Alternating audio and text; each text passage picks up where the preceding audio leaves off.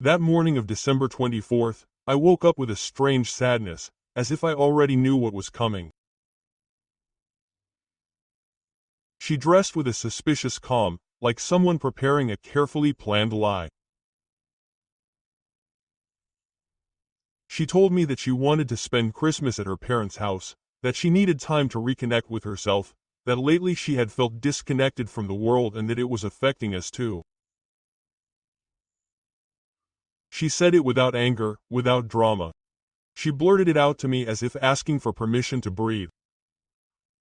I just nodded with my throat closed, swallowing the thousand questions that were eating away at me inside. I saw her come out with her long coat, her usual black bag, but with a sparkle in her eyes that didn't belong to me. I was left alone at home in a silence that weighed more than any uncomfortable conversation. I prepared a simple dinner, just to keep up with a habit. I didn't light the tree, I didn't put on any music. I sat in front of the television without paying attention to what was happening. I wasn't mad, I wasn't still sad, like a love-struck idiot who thinks giving space is a way to love.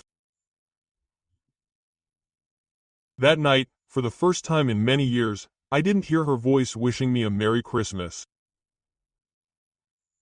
After midnight, with an empty stomach and a queasy head, I reluctantly grabbed my phone. I started looking at old photos of her and us.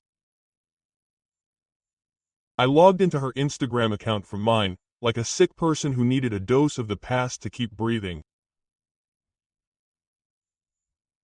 There was nothing new posted, just the same post photos that I already knew by heart, but something drove me to go to the tagged photos section. A stupidity, a stupid hunch, or maybe a need to beat myself up more. That's when I saw her. A photo. She was wearing a dress that I had never seen too short for a dinner with the in-laws. She was clearly in a nightclub by the lights, the smoke, the drinks in her hand, next to her a man, a son of a, with his shirt open to his chest, grabbing her by the waist. She was smiling like she hadn't smiled in months, like she hadn't smiled with me. I looked at the date. It was from that same night. She wasn't with her parents. She was reconnecting with herself, with another, while I was falling apart in solitude. My blood ran cold. The sadness turned into pure rage, into outright betrayal. Because it's one thing for love to wear thin, for routine to kill passion, and quite another for you to take me for an idiot, for you to look me in the eyes and tell me you need space, when in reality what you need is for me to get out of the way while you give yourself to someone else. I closed my phone, sat up straight, and at that moment I knew I couldn't let it go. No, this time she was going to pay in the worst way. Not with shouts, not with demands, with something colder, more calculated, like what she had just done to me.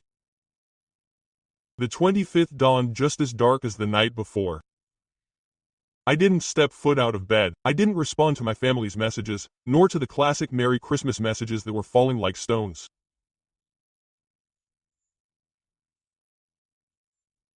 I stood there staring at the ceiling, chewing on the hatred. It wasn't ordinary rage, it was a slow poison of the kind that gets into your bones. And the more I thought about that photo, the more my head burned, his arm around her waist, the laugh she hadn't shown me in years, the cheekiness. I cried for her and she was grinding with another guy as if she owed no one anything.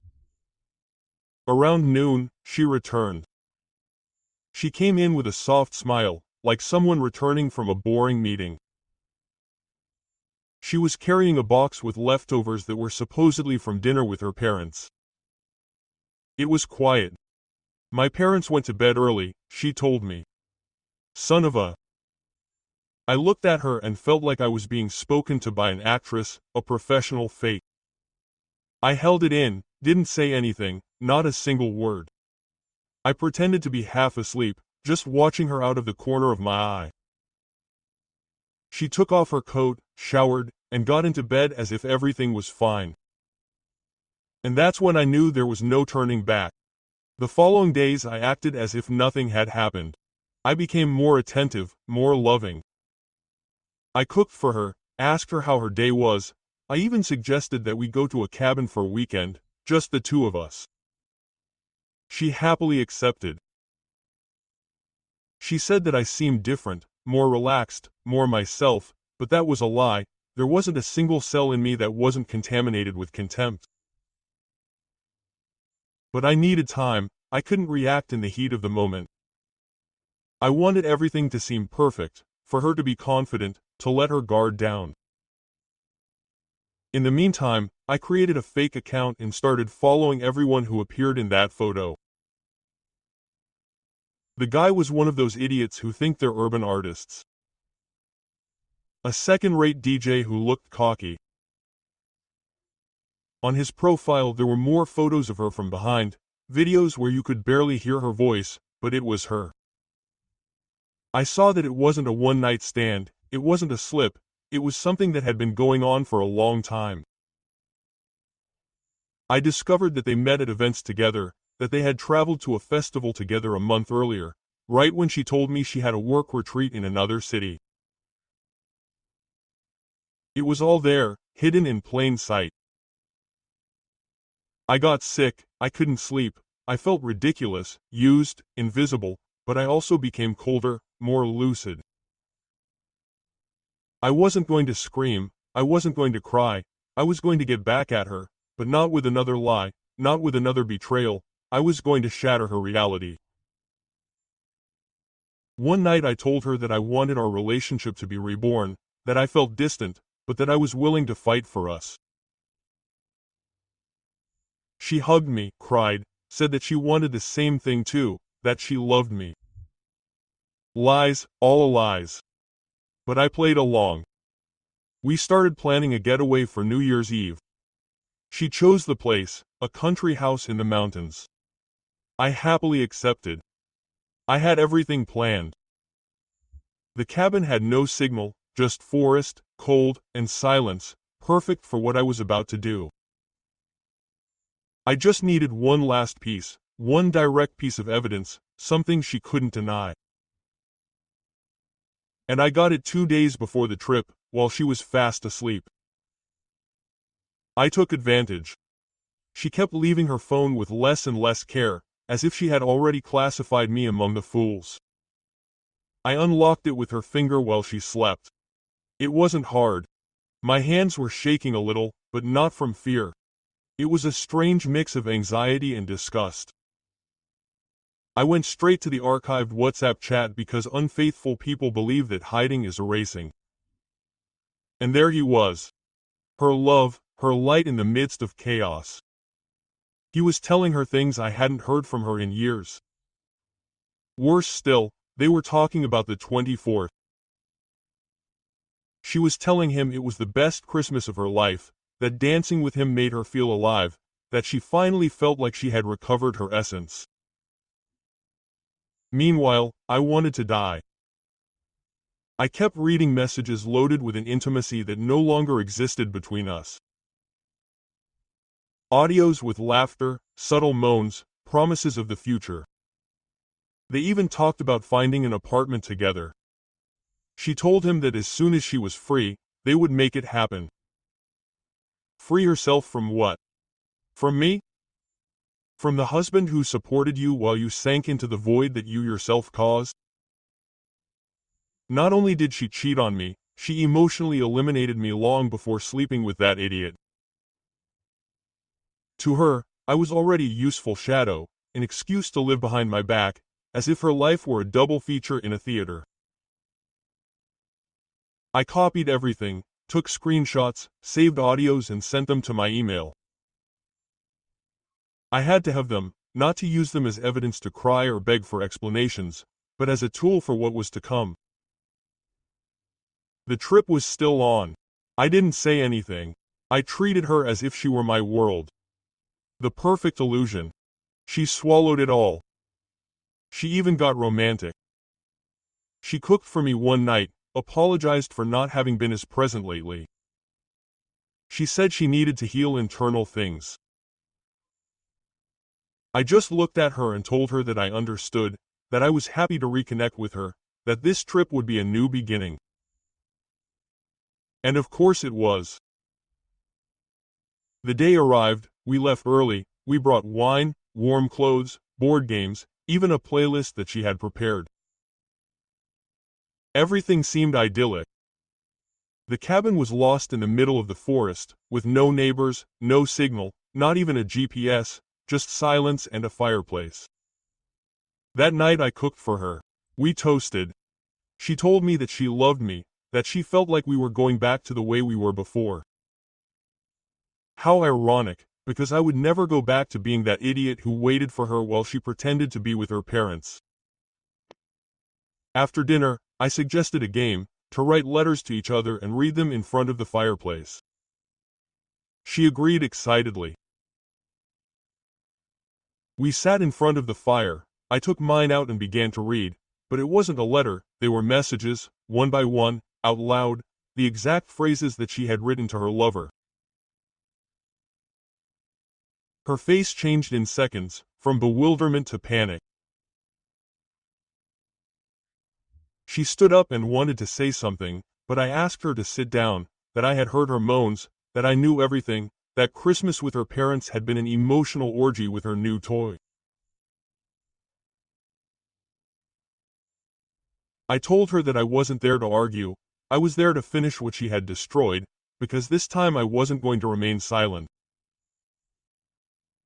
And what came next was going to be her real punishment. She didn't cry at first. She froze, as if she didn't know when her bubble had burst. She looked at me with wide eyes, searching my face for any doubt, a crack to sneak in and manipulate the situation as always. But she didn't find it because there was no room for doubt. It wasn't just that I knew everything, it was how I knew. It was the tone in which I read the messages to her, word by word, as if each syllable was a stone thrown at her face.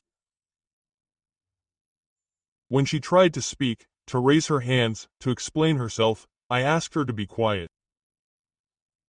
I told her, I'm not interested in your version, because in your story I was always the one in the way, and I'm clear on that. She got up and started walking around the cabin, nervous. She asked me if it was a trap, if I had brought her here just to humiliate her. I answered her coldly. I brought you here so you'd understand what it's like to be alone, really alone. I took out the suitcase that I had packed without her knowing. In it I didn't have any clothes, but envelopes. One with the screenshots, another with a pen drive full of audios, and the last one with a copy of the divorce petition. Everything was ready. Even the lawyer knew that the document had to be moved as soon as I gave him the signal. And yes, he had already done it while she was pouring wine that afternoon. I had sent the email. There was no turning back. I threw the envelopes on the table. There you have it all. Your words, your voice, your lies, and your future without me. She wanted to cry, but not out of remorse, out of fear, because she understood that this time it wasn't just another scandal. This time she was losing control, she was losing the privilege of having a guy who put up with her while he lived another life behind my back. I told her that the cabin was paid for until Sunday, but that I was leaving that same night, that she should enjoy reconnecting, that it wasn't my problem anymore, and that the next time she wanted to sleep with an idiot, at least have the decency not to use me as a cover. She couldn't stand it. She yelled, insulted me, told me that I was partly to blame, that she felt empty, that the relationship had turned cold. The same old crap. The typical cowardly thing, justifying betrayal with recycled emotional arguments. I listened to her without answering. I just watched her, because nothing she said could touch me anymore. I had died inside me. I went into the room, grabbed my things, and left the cabin without closing the door. I walked to where the path began. I had left the car hidden a few meters up. I started the engine without looking back. I didn't need to see her in a mess. I had already destroyed her and I knew it. In the rearview mirror, the cabin was left behind, buried in the fog of the forest, and as I drove down the road, I felt something I hadn't expected. Relief, not joy, not revenge, relief, because I didn't have to keep acting, I didn't have to keep waiting. Crumbs of a woman who had long since ceased to be mine. I left without hatred, but with justice, because she didn't just lose her husband, she lost her mask. And that hurts more than any slap. At least I was still the same. But she was now just a lie discovered, and that, believe me, is the worst punishment. Weeks went by without me hearing from her again, not a message, not a call. I suppose the blow left her speechless. Or maybe she thought that silence would give her some advantage later on, but reality doesn't work that way. While I cleaned the house of her things, she tried to compose herself from the emptiness. I knew this because rumors began to reach me.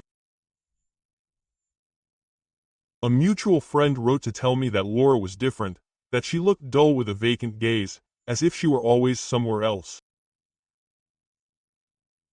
It didn't surprise me. The price of living two lives is that when one collapses, the other collapses on you. Then the inevitable happened. One day I found out that the other idiot had left her. Yes, the same one who swore to her about his future, who called her my queen in messages, while I was sleeping next to her. Apparently, when he found out that she was officially separated, the bastard backed off. He blocked her from everything, ignored her. And why not? He never loved her. He just used her like she used me. That's why I didn't feel sorry for her. I felt justice. Her perfect face without filters, her life of stories made up on social media had fallen apart. Now it was her turn to live with what was truly a traitor with no one to support her. A month later he showed up. He sent me an email full of empty phrases that he surprised me, that he had made a mistake, that everything had been an emotional chaos. She told me that no one was going to love me like she did, and for the first time she was right. No one was going to love me like someone who kisses someone else while telling you they love you in a text message. No one was going to love me in such a dirty, hypocritical way. I didn't respond. I just forwarded her own message with an attachment, one of the photos of her and her lover hugging that night. The same file I used to sign the divorce papers was my response, clear, cold, with no room for illusions. Then she tried to insist. She sent me voice notes, messages from acquaintances. She even wrote me a letter by hand. I only read it once. Everything got out of hand. He said, "No, Laura, you let go of your hands. You walked toward the lie with your eyes open. You were the one who looked me in the eye and lied to me without trembling. It wasn't a mistake, it was a repeated, systematic, cruel choice. And choices have consequences." I blocked her from everything forever. No longer as a punishment, but as an end. Because if I learned anything, it's that there are wounds that don't heal, they get buried, and she was already well and truly buried. Today, every time Christmas comes around, I don't think about her, I think about myself, about the man I was, about the idiot who believed that love endures everything, expects everything, justifies everything. That guy died and I'm grateful because if he hadn't broken me, I would still be the same person who stared at the ceiling while she danced with another man. Now I walk differently, firmer, colder, but with my head held high. She, on the other hand, lives with the weight of her lie. And there's nothing sadder than a memory that no one wants to relive anymore.